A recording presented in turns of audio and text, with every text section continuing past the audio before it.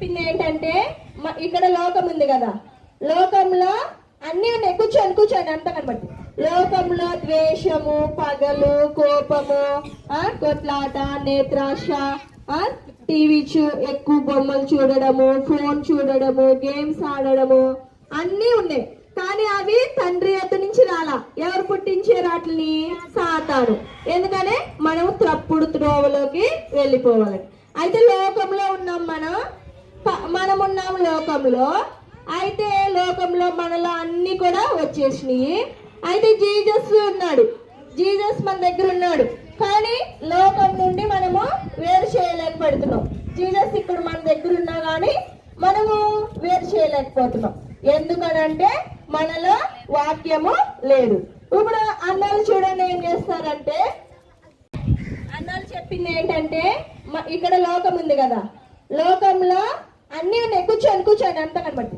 లోకంలో ద్వేషము, పగలు, కోపము, కొట్లాట, నేత్రాశ, టీవీ ఎక్కువ బొమ్మలు చూడడము, ఫోన్ చూడడము, గేమ్స్ ఆడడము అన్నీ ఉన్నాయి.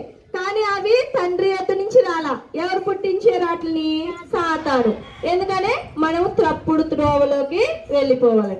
అయితే లోకంలో ఉన్నాం, మనం ఉన్నాం లోకంలో.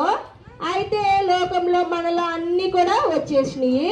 అయితే జీసస్ ఉన్నాడు, జీసస్ మన దగ్గర ఉన్నాడు. కానీ లోకం నుండి మనము వేరు చేయలేకపోతున్నాం. జీసస్ ఇక్కడ మన దగ్గర ఉన్నా కానీ మనము వేరు చేయలేకపోతున్నాం. ఎందుకనంటే మనలో వాక్యము లేదు. ఇప్పుడు అన్నాలు చూడండి ఏం చేస్తారంటే, ఓకే ఇప్పుడు అన్నాళ్ళు ఇది వచ్చి పట్టుకుంటున్నా. అది వాక్యం అనుకున్నాం కదా, ఏమో మనలో ఉన్నది అనుకోండి. ఓకే అన్న చూడండి, వాక్యం అందరు కూర్చొని కనబడుతుంది, మనలో ఉంది. ఓకే ఓకే ఉండండి, మనలో వాక్యం వెళ్ళింది కదా. ఆగండి, వాక్యము లోకంలో మనము ఉన్నాము, మనలోకి వాక్యం వచ్చింది. అప్పుడు జీసస్ మనలోనికి వచ్చాడు. ఇప్పుడు జీసస్ మనల్ని ఏం చేస్తాడో చూద్దాం. లోకం నుండి ఏం చేశాడు? వేరు చేశాడు. ఏం చేశాడు? క్లాప్స్ కొట్టండి. చూడండి, మన లోకంలో నుండి మనం వేరు చేయబడాలంటే ఏం చేయాలి?